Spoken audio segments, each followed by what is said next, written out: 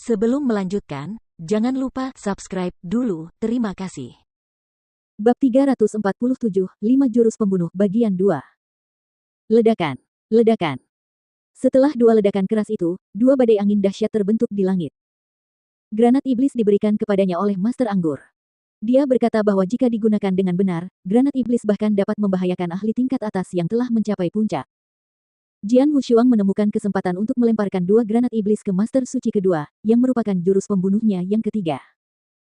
Master Suci kedua kewalahan oleh kekuatan mengerikan dari dua granat iblis. Dia terjebak dalam dua badai angin untuk waktu yang lama sebelum akhirnya dia menghancurkan badai angin itu dengan kekuatannya yang besar dan muncul kembali di hadapan semua orang. Pada saat ini, Guru Suci kedua tampak malu. Jubah hitamnya menjadi compang-camping karena ledakan itu. Namun, dia tidak terluka dan auranya tidak melemah. Wah, itu keterampilan yang bagus. Ada lagi. Guru Suci kedua berdiri di udara dan menatap Jian Wushuang dengan dingin. Namun, pada saat berikutnya, dia terkejut. Dia melihat Jian Wushuang menarik busur besar. Aliran kekuatan yang mengerikan berkumpul di busur itu, menyatu membentuk anak panah emas. Dialah targetnya. Busur pembunuh dewa. Guru Suci kedua terkejut. Ketika kekuatan panah emas mencapai batasnya, Jian Wushuang mengendurkan jarinya. Astaga, plus. Anak panah emas melesat maju, berubah menjadi kilatan cahaya keemasan. Seketika, ekor emasnya menembus ruang di antara mereka, seperti komet. Dia memperoleh busur pembunuh dewa dari cincin antar ruang Mo Yun. Sebagai senjata sihir tingkat 2, itu benar-benar berbeda dari senjata biasa. Begitu digunakan, kekuatan mengerikan dari anak panah emas itu akan melesat maju.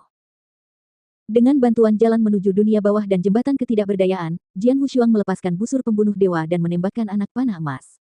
Kekuatannya cukup untuk mengancam seorang ahli di puncak. Kecepatan anak panah itu begitu cepat sehingga Guru Suci kedua tidak dapat menghindarinya. Dia hanya bisa berusaha sekuat tenaga untuk menangkisnya. Ini adalah jurus pembunuh keempat Jian Wushuang. Itu disiapkan bersamaan dengan gerakan pembunuh ketiga karena waktu yang dibutuhkan untuk menyiapkan busur pembunuh dewa disediakan oleh ledakan dua granat iblis. Tepat saat Guru Suci kedua melepaskannya dari ledakan itu, busur pembunuh dewa baru saja menyelesaikan persiapan untuk menyerang, tanpa memberi Guru Suci kedua kesempatan untuk bernapas. Gerakan membunuh tiba dengan cepat secara berurutan. Anak panah emas itu langsung muncul di depan Tuan Suci kedua, bergerak langsung ke lehernya. Tuan Suci kedua mendengus sambil segera menamparnya dengan tangannya. Astaga! Anak panah emas itu sangat kuat. Kekuatannya yang mengerikan memungkinkannya menembus telapak tangan Guru Suci kedua dan terus terbang menuju tenggorokannya. Holy Master kedua membelalakkan matanya. Kemudian aliran kekuatan spiritual yang besar menyembur keluar dan membentuk perisai di sekeliling tubuhnya. Anak panah emas itu bertabrakan dengan perisai kekuatan spiritual. Tepat saat anak panah itu berhasil menembus perisai itu, kekuatan anak panah itu menghilang. Betapa berbahayanya. Master Suci kedua ketakutan. Anak panah emas itu hanya berjarak 5 mm dari lehernya setelah menembus perisai. Wah, sepertinya aku meremehkanmu. Guru Suci kedua menatap dingin ke arah Jian Wushuang, dengan gelombang niat membunuh melintas di matanya. Sudah lama sejak dia merasakan ketakutan seperti itu. Sekarang penyebabnya adalah seorang ahli muda di alam yang void. Tidak hanya dia masih hidup, dia bahkan tidak terluka oleh 4 jurus mematikanku. Sekarang, semuanya tergantung pada jurus terakhir ini. Mata Jian Wushuang menjadi sedikit merah saat niat membunuh mulai mengalir keluar. Kemudian dia mengeluarkan ramuan kuning samar dan memakannya. Ramuan naga hitam Yin Yang. Itu bisa meningkatkan kekuatannya secara signifikan dalam waktu singkat. Dalam sekejap, dia merasakan darah mengalir deras di nadinya dan potensinya teraktivasi sepenuhnya. Kekuatannya setidaknya menjadi 2 kali lipat. Kemudian, Jian Wushuang tiba-tiba menepuk dadanya dan memuntahkan seteguk darah, lalu dengan cepat melambaikan tangannya untuk menangkapnya. Tindakan ini diulang beberapa kali, meninggalkan selusin jejak telapak tangan di dadanya. Keterampilan rahasia Asura, jurus ketiga, 18 tingkat neraka. Jian Wushuang menggeram. Wajahnya rusak dan urat-urat di dahinya menonjol, seolah-olah pembuluh darahnya akan pecah.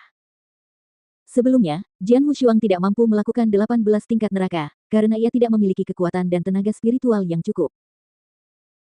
Akan tetapi, sekarang, setelah melancarkan jurus rahasia pemakan jiwa, memakan ramuan naga hitam Yin Yang, dan bahkan mengeluarkan darahnya sendiri, dia nyaris tak mampu melancarkan jurus ini. Boom, sungai darah itu berjatuhan dan meraung dengan gila-gilaan. Awalnya jalan itu hanya seluas 1000 meter, namun kini meluas hingga ribuan meter dengan kecepatan yang mengagumkan hingga menyerupai jalan menuju dunia bawah. Jembatan ketidakberdayaan yang membentang di atas sungai darah terus membentang dan menjadi semakin besar dan menjulang tinggi. Di tengah sungai darah, gumpalan awan darah berputar-putar, membentuk pusaran besar. Kemudian, paviliun merah darah besar perlahan turun. Paviliun itu memiliki 18 lantai, dengan bayangan hantu terlihat di setiap lantai, dan teriakan serta raungan mereka dapat terdengar. Berdengung. Saat paviliun mendarat di sungai darah, gelombang tak terlihat menyebar. Waktu seakan berhenti sejenak. Holy Master kedua berdiri di sungai darah, dengan sedikit keterkejutan di matanya, menyaksikan para hantu berlarian ke arahnya dengan panik. Dia menggigit bibirnya dengan putus asa dan berusaha keras untuk tetap berpikir jernih. Pada saat ini, ramuan lain muncul di tangan Jian Wushuang. Itulah ramuan pemulihan jiwa.